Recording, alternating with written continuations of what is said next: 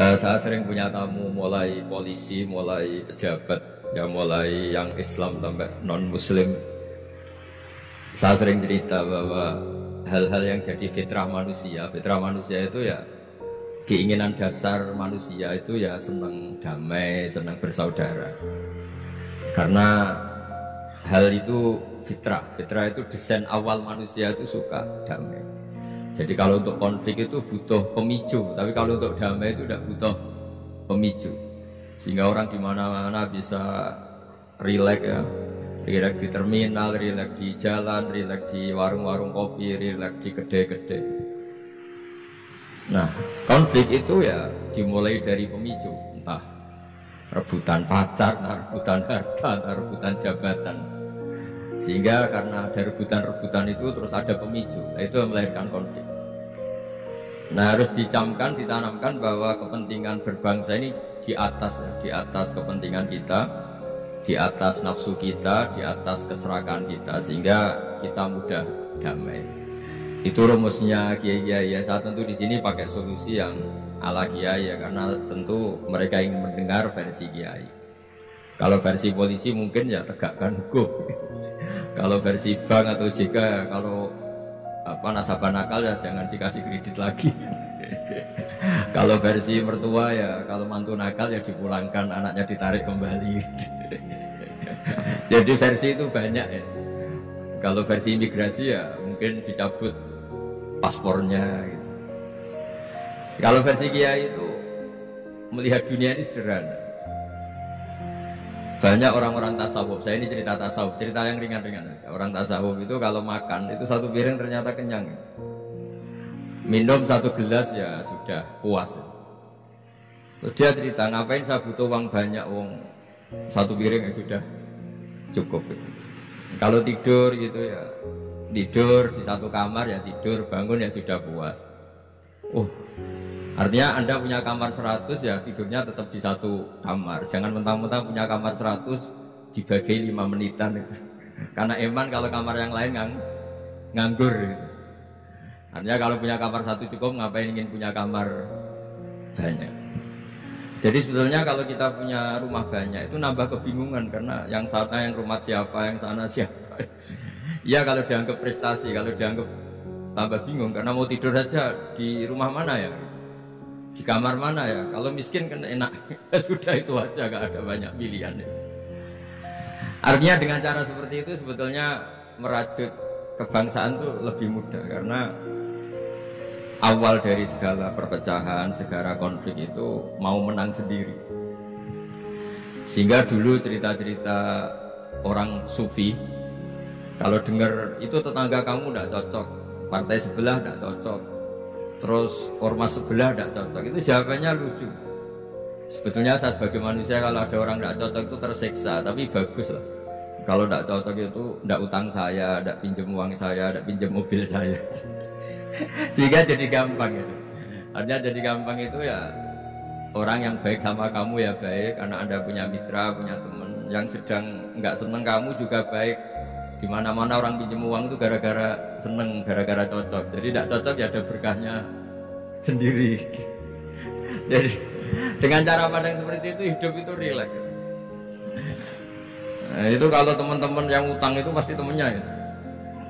Ada musuh kamu utang kamu. Jadi musuh yang punya berkah sendiri. Tapi jangan musuh yang sampai nikah, menembak, itu nggak berperadaban. Suatu saat Imam Syafi'i itu pernah didatangi orang itu, ketemu beliau cium tangan, hormat. Setelah di luar ternyata orang itu mencaci maki. Coro Jawa ngerasani tadi, kata Pak Wimbo kan orang Solo itu ngerasani. Ketika Imam Syafi'i dilaporin, orang itu di depan Anda menghormati, kalau di luar itu ngerasani, itu menghina, ngata-ngatain.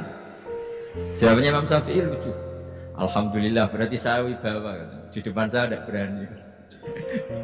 Dijawab enteng saja, tidak dijawab serius. Berarti saya wibawa. Di depan saya buktinya tidak berani.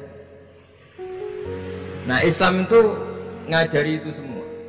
Ngajarin ketika kita disenengin orang banyak itu ya poin atau aset. Karena kita harus kerjasama atau sama-sama kerja dengan banyak pihak.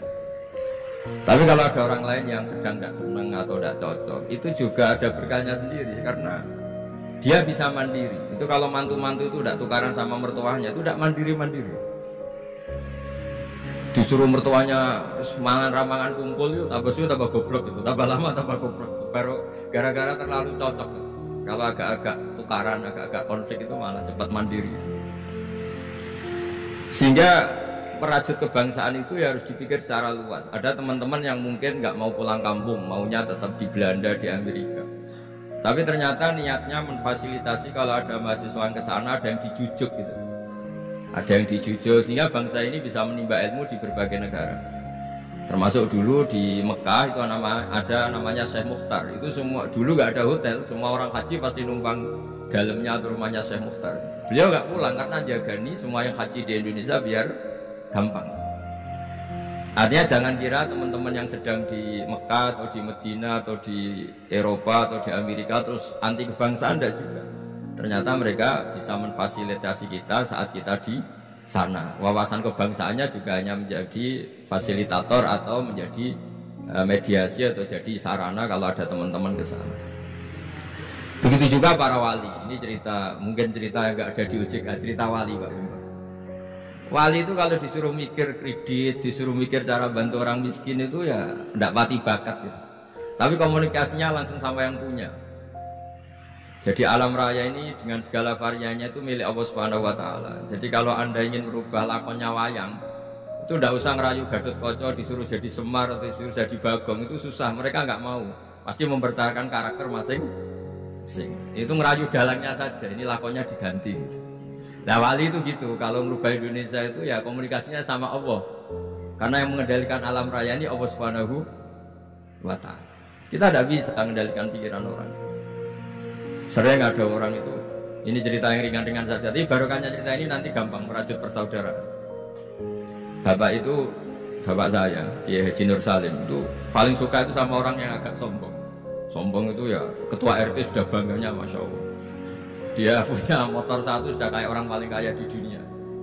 Punya istri yang sebetulnya tidak cantik, ya dia kira istrinya itu paling cantik di dunia. Dia agak ganteng yang merasa paling ganteng di dunia.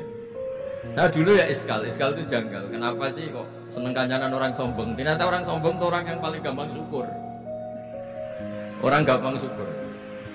Tapi kalau ketemu orang yang kelihatannya sopan, apa saya hanya RT, apa saya hanya di OJK, saya ada menteri saya ada presiden.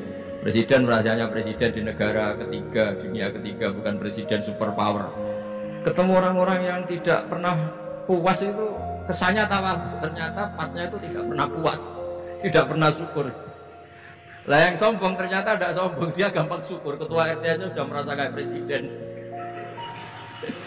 Hanya pegawai OJK aja sudah merasa bangga, padahal dibuat suruhan Pak Jimbo.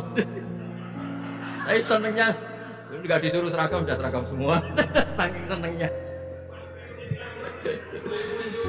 Iya, bangga banget ya, bangga banget. Jadi sama, sebetulnya kita jadi warga Indonesia berKTP Indonesia sudah harus seneng. Tidak gampang orang punya negara itu tidak gampang. Coba orang-orang yang sekarang di Amerika di mana-mana itu orang Indonesia itu ya kangen rumah. Itu untuk kangen ke sini itu harus berbiaya 100 juta untuk pulang. Kita tidak usah kangen, sudah di Indonesia itu sudah luar biasa. Nah, sama-sama kerja atau saling memberi kontribusi. Saya sering punya analogi ya. Saya sering diskusi sama banyak rektor di Indonesia. Bagus mana kerja sistem modern sama sistem kiai? Kata saya ya semuanya punya plus minus. Tapi kalau saya kiai ya milih bagus kerjanya kiai. Kalau kiai itu ngajarkan orang yang mampu nolong yang lemah. Ya sudah itu aja caranya. Kapan saja Anda mampu, berkesempatan mampu ya wajib menolong. Tapi kalau sistem modern itu ada jobnya. Sehingga gara-gara ada jobnya, suatu saat mungkin kalau ada orang tenggelam, wah saya ada SAR, saya ada tim SAR, gak perlu menolong.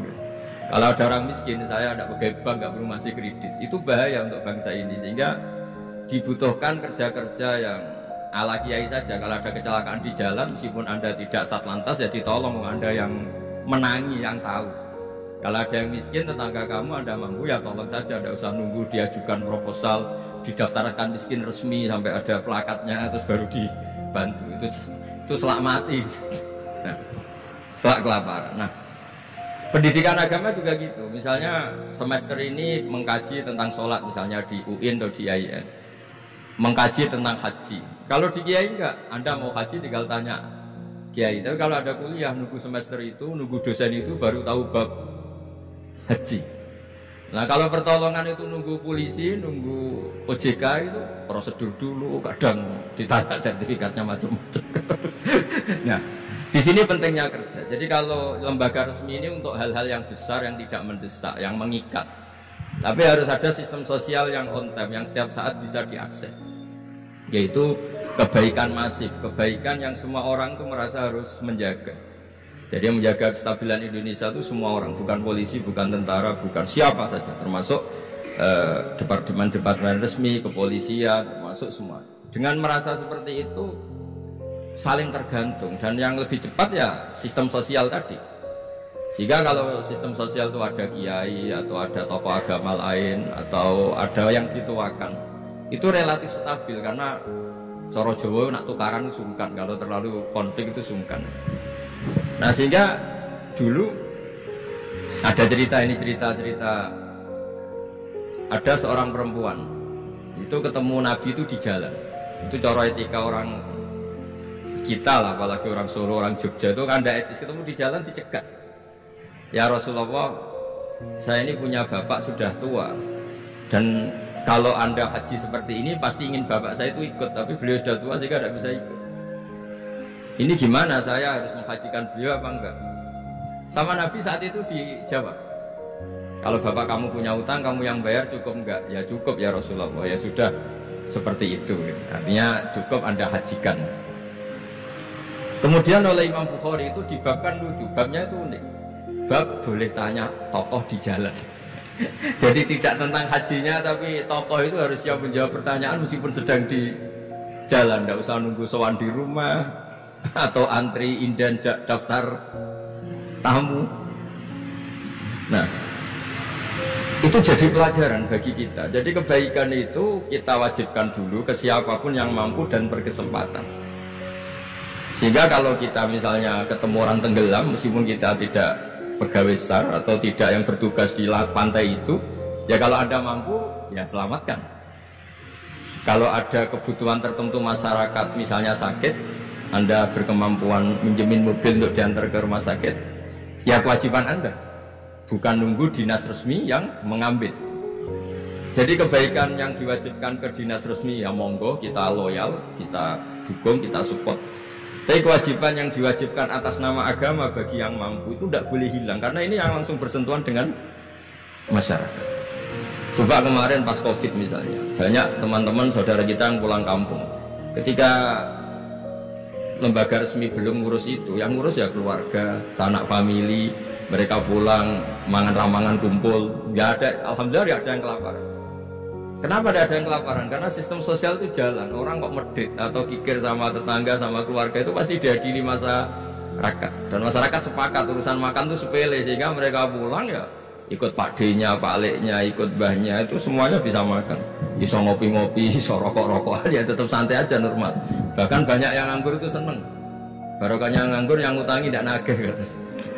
Kalau tidak, jadi ya dianggap ringan saja hal-hal seperti itu. Khawatir saya kalau saya pernah baca kitab di karangan seorang ulama besar, Al-Hayatul Ulya, otoritas besar dalam satu sistem negara, itu harus diakui sebagai bagian dari kebaikan masif. Jadi kebaikan masif yang nggak boleh hilang adalah kebaikan yang nggak punya otoritas, karena ini jumlahnya lebih besar. Ya tadi misalnya kecelakaan di jalan itu kan tidak bisa kebetulan ada mobil patroli atau mobilnya Satlantas atau lembaga resmi tertentu yang nangani kecelakaan. Yang nangani ya orang-orang di jalan yang menangi itu terus diantar ke rumah sakit atau ngabari keluarganya. Sehingga kata Nabi, kullukum ra'in wa kullukum mas'ulun an ra'iyati. Semua kita ini menjaga kedamaian, menjaga kemajmuan, semua kita jaga sistem sosial, semua kita menjaga kebaikan. Nah dari semua itu dibikinlah di era modern lembaga-lembaga formal. Tapi jangan juga lembaga formal menghilangkan sistem fitrah manusia tadi yang fitrahnya ingin baik dan itu ada di mana-mana dan kapan saja. Dan Allah kalau menciptakan sesuatu itu pasti luar biasa. Saya sering ditanya sama orang-orang, Gus gunanya Indonesia seneng cangkruk itu apa? Anggap aja itu tim SAR paling on time katanya. Itu kalau ada orang bingung, yang ditanya pertama ya orang-orang nganggur di pertigaan-pertigaan itu. Ini rumahnya mana? Kalau ada orang bingung yang nanya itu. Kalau ada orang kecelakaan yang nolong ya itu. Artinya sistem sosial yang sudah ada itu nggak boleh diambil alih lembaga. Karena kalau itu iya, kita kekurangan kekuatan apa? Sosial. Jadi ini penting saya utarakan supaya kebaikan-kebaikan bersama ini saling melengkapi, bukan saling mengadili, bukan saling merasa paling superior. Saya sering guyonan begini, kalau ada rapat ketahanan pangan, yang rapat itu merasa superior karena punya rumus yang luar biasa. Tapi apa artinya rumus itu kalau petani nggak mau nanam padi? Petani itu tidak usah rapat, tapi nanam padi itu otomatis jaga ketahanan apa? Panas. Sistem sosial juga sama. Di kampung itu kalau ada orang jahat atau sinis, itu pasti gak punya teman. Monggo, Gus Yasin ini rawuh. Ini alhamdulillah Gus Yasin rawuh. Monggo. Biar geser Pak Ketua, dia di situ ada. Oh mau di. Oh iya. Jangan di belakang itu.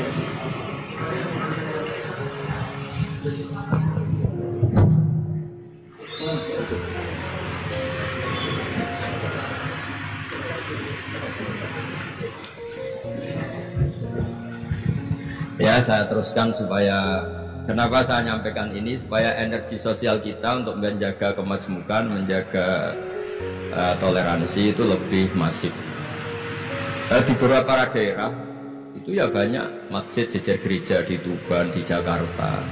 Dan ketika buktinya nggak ada apa-apa, yaitu simbol perdamaian. Di beberapa daerah ya banyak orang Islam, bosnya itu non-Muslim, atau sebaliknya non-Muslim, bosnya Muslim. Atasan juga banyak begitu, atasannya Muslim. Itu kan contoh sosial yang sudah masif. Justru karena didiskusikan, diseminarkan itu menjadi kayak kita baru mulai. Nah, itu malah aneh. Selama ini kan ya sudah begitu kan, banyak orang Islam di mana-mana itu kerja di pabrik mana, ternyata pemiliknya non-Muslim, juga sebaliknya non-Muslim di instansi apa, pemimpinnya Muslim. Mulai dulu kan ya baik-baik saja. Justru karena didiskusikan tuh menjadi kayak kita ini yang punya rumus, kayak kita yang pencetus. Padahal sistem sosial kita sudah sedemikian harmonis, sudah sedemikian baik. Ketahanan pangan juga sama. Ketika belum ada rapat darurat pangan apa, petani yang lugu-lugu yang nanam padi, barokahnya itu stok padi itu banyak. Begitu juga mereka melahirkan sistem kerja yang nggak punya ladang, kerja di yang punya ladang, dan kalau itu didolimi atau nggak digaji, ada embargo sosial, tidak mau kerja di situ, sehingga yang nggak baik juga akan baik karena dipaksa oleh sistem sosial. Jadi sebelum ditangkap polisi karena tidak baik, itu sudah diadili sosial, itu diadili hukum sosial. Nah, hal-hal seperti ini harus jadi perangkat bersama untuk menjaga kebaikan bersama. Makanya saya sering bilang sistem sosial itu segala-galanya. Di antara sistem sosial itu adalah lembaga resmi. Jangan dibalik, lembaga resmi itu menata sistem sosial. Sebelum ada lembaga resmi itu sudah ada sistem sosial. Sehingga sebelum ada negara ini, kiai-kiai atau tokoh agama yang lain ya turun rembuk untuk mengusir penjajah, untuk memberi makan tentara yang berjuang di kampung-kampung, dikasih ketela, dikasih apa saja lah yang bisa mereka bertahan hidup. Nah, ini penting diutarakan supaya semua masyarakat itu merasa bahwa mereka ikut dan harus merawat negara ini. Kullukum ra'in wa kullukum mas'ulun an ra'iyati. Semua kalian adalah penjaga dan semua kalian dimintai tanggung jawab Allah, kontribusi Anda terhadap bangsa ini, terhadap komunitas Anda, terhadap sistem sosial Anda. Sehingga kemudian terus jalan. Nah, dimulainya dari mana? Kata Nabi, dimulai dari keluarga Anda. Sehingga semua orang nggak lempar tanggung jawab. Kalau anak saya miskin ya salah saya, kalau anak saya terlantar ya salah saya, kalau istri saya terlantar ya salah saya. Sehingga jangan karena ada sistem modern, setiap ada yang miskin menyalahkan menteri sosial misalnya. Setiap ada apa nyalakan menteri terkait. Itu hukum seperti itu bikinan kita. Yang hukum Allah permanen itu ya setiap anak kita terlantar salah kita. Nah, barokahnya merasa salah itu tidak mudah menyalahkan orang lain, termasuk tidak menyalahkan instansi tertentu atau departemen tertentu. Ini penting supaya orang itu evaluasi, merasa salah. Barokahnya merasa salah itu orang tidak menyalahkan orang lain. Jadi negara ini tidak mudah chaos dengan kultur menyalahkan pihak lain. Betapa baiknya agama ini. Jadi kalau berdoa disuruh mulai dengan Rabbana dzalamna anfusana, ya Allah saya ini mendolimi diri kita sendiri. Yang punya kewajiban saya kok menyalahkan orang lain. Saya kalau guyon itu sering begini. Teman-teman kita yang satu kampus atau satu pondok atau satu kampung itu kalau kaya itu pasti jadi sumber disalahkan. Misalnya Anda punya teman yang dulu sama-sama miskin, tahu-tahu jadi bupati atau gubernur, terus itu tarif utang kamu ya dinaikkan. Dulu zaman sama-sama miskin paling pinjam uang hanya 10.000, gara-gara jadi bupati atau gubernur BI misalnya atau ketua OJK, utangnya dinaikkan bukan sesuai Anda tapi sesuai jabatan teman kamu. Masa punya teman gubernur kita utang 100.000, pantasnya ya utang modal 100 juta. Dan kalau nggak ngutangin, wah katanya teman dekat, ternyata nggak mau dipinjemin. Jadi punya kultur menyalahkan orang lain. Dia SDM-nya hanya ketua RT, gara-gara punya teman gubernur atau presiden atau apa, inginnya ya lebih tinggi lagi. Jadi bukan berdasar kapasitas dia, tapi kapasitas temannya. Itu juga bagian dari kesalahan yang kita ciptakan. Sehingga agama mengatur orang itu tidak boleh melebihi batas SDM-nya. Orang itu tidak boleh melebihi batas apa? SDM-nya. Kadang-kadang kita sama, ketika anak kita terlantar, bilang di Pak D sugih ya ora nyafaati, punya Pak D kaya juga tidak memberi syafaat, punya teman kaya dan jadi tidak menyalahkan dirinya, tapi menyalahkan teman atau keluarganya yang kaya. Itu juga awal bencana kemajmukan. Jadi kebanyakan nuntut.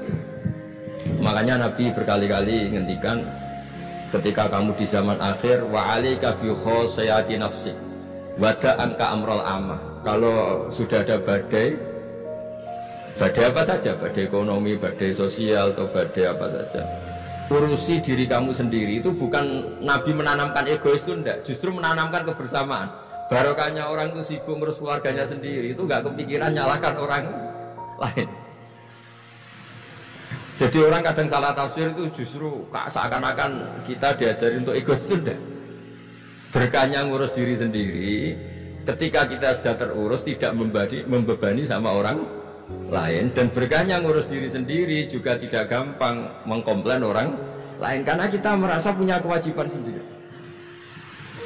Tapi kalau kita ini terlalu modern, orang nggak punya uang, ini tanggung jawab Menteri Keuangan, kalau miskin tanggung jawab Menteri Sosial, kalau ada jalan rusak tanggung jawab PU. Oke, secara hukum kenegaraan misalnya mereka berkewajiban tugas itu, tapi kalau itu untuk alasan menyalahkan, semangat kita menyalahkan. Dan agama itu tidak mengajari seperti itu. Agama itu mengajari Rabbana dzalamna anfusana, ya Allah saya ini merasa mendolimi diri sendiri. Nah dengan seperti itu enak cara hukum sosial kayak tadi. Ketika Allah menciptakan orang tidak suka kita kadang ya Allah salah saya apa kok sampai orang tidak cocok saya. Kamu lupa Allah mendesain orang tidak cocok kamu supaya ada utang kamu, tidak ganggu kamu. Barokahnya tidak cocok itu tidak minta uang kamu. Nah itu yang saya ingin ditiru. Jadi perilaku ulama-ulama besar kayak Imam Syafi'i itu, kalau tadi berkali-kali saya ngomong, ya Aba Abdillah, panggilannya Imam Syafi'i, ya Aba Abdillah, orang itu tidak cocok kamu. Ya baguslah dia merdekakan saya, dia tidak akan pinjam uang saya, tidak pinjam mobil saya, tidak akan ganggu saya, tidak cocok. Kalau dia hajatan juga tidak undang kamu, jadi tidak cocok itu ya barokahnya ya banyak. Nah kenapa banyak kiai tidak dimintai rembukan masyarakat padahal dituakan? Karena kalau semuanya minta rembukan kiai itu disarankan mondok semua. Padahal barokahnya negara ini ya ada yang kuliah, ada yang jadi polisi, ada yang jadi tentara. Kalau rembukan semua sama kiai disarankan mondok semua. Nanti yang jadi polisi siapa, yang jadi dokter siapa. Nah barokahnya kadang-kadang kiai ditinggalkan nggak diajak rembukan itu ya varian-varian profesi itu banyak. Kiainya juga udah harus tersinggung. Ini katanya nuakan saya apa-apa diputuskan sendiri, ya usah seperti itu ya biasa aja. Jadi kemajmukan, menjaga kemajmukan itu dimulai dari semua orang merasa berkewajiban menjaga perdamaian ini, menjaga keharmonisan ini. Tentu dimulai dari merasa wajib pada dirinya. Ini penting supaya tidak ingin menyalahkan orang lain atau terbersit menyalahkan orang lain. Terus kedua, bahagia dengan dirinya tadi. Misalnya orang yang paling miskin di Indonesia, itu ternyata tadi saya utarakan, saya punya kitab-kitab tasawuf banyak, itu lucu-lucu dan jadi gampang hidup. Misalnya dia miskin, makan satu piring kenyang, kenapa saya harus korupsi, kenapa saya harus mencuri, makan satu piring juga sudah apa? Kenyang. Terus dia menghitung orang sampai kaya raya itu makannya sampai meninggal, misalnya 60 tahun, jumlahnya sama orang miskin, ternyata jumlah yang dimakan yang sama, jumlah yang diminum ya sama. Terus ada pertanyaan, saya pernah digugat juga pas dalam satu acara. Jadi kalau orang kaya ingin apa saja kan kesampaian, Gus, ingin beli mobil kesampaian, ingin beli pesawat kesampaian. Saya tanya, ya orang kaya inginnya tidak seperti itu, misalnya inginnya mungkin jadi presiden, inginnya jadi gubernur, kan ada aja nggak kesampaian. Tetap aja ada nggak kesampaian. Kadang-kadang wah enak jadi anaknya presiden, anaknya gubernur, apa saja kesampaian. Banyak juga anaknya presiden mungkin ingin anaknya jadi presiden ya nggak kesampaian. Anaknya kiai ingin anaknya jadi kiai ya nggak kesampaian. Mungkin anaknya jenderal, anaknya ingin jadi jenderal. Dan dia nyontohkannya kan, wah kalau jadi orang kaya tuh enak, ingin makan di apa saja kesampaian. Masa orang kaya seleranya hanya ingin apa? Makan. Artinya ada saja nggak sama. Misalnya orang jadi raja Arab Saudi, ada aja nggak kesampaian. Mungkin bayangkannya ya ada yang demo, ada yang komplain, semua anak yang diinginkan putra mahkota jadi ya tidak gampang kesampaian. Nah, kemudian dia berpikir lagi. Saya ulang lagi ya, dia berpikir lagi si orang miskin tadi. Misalnya dia ke hutan atau ke gunung, wah enak jadi bupati, gubernur, apa-apa difasilitasi negara. Terus dia mikir, tapi mereka punya atasan, ditegur atasannya takut, diatur atasannya takut. Kok enak saya agak punya apa? Atasan. Tapi intinya itu bagi saya semua itu harus dikawal oleh hukum. Jadi melakukan perintah Allah itu nikmat. Sehingga Anda misalnya ketua OJK atau gubernur atau wakil gubernur atau kiai, nikmat tertinggi itu karena melakukan perintahnya Allah Subhanahu wa taala. Kita disuruh jaga Indonesia, disuruh jaga keluarga. Kalau nikmatnya itu subjektif sepihak, kita puas kalau ingin seperti yang kita inginkan. Itu nggak akan ada puasnya karena nafsu kita itu, kalau guyonan orang-orang tasawuf, kamu dikasih dunia seisinya dan lipatannya, tamak kamu atau keinginan kamu itu tidak akan tercapaikan, tidak akan terpuaskan. Karena manusia itu ya sudah nggak ada batasannya. Maka kalau guyonnya dulu kan ada orang tirakat, kalau megang apa saja jadi emas. Dia bayangkan jadi kaya, jadi top. Ternyata pertama dia megang saka rumahnya, tiang rumahnya jadi emas. Habis itu megang apa lagi jadi emas.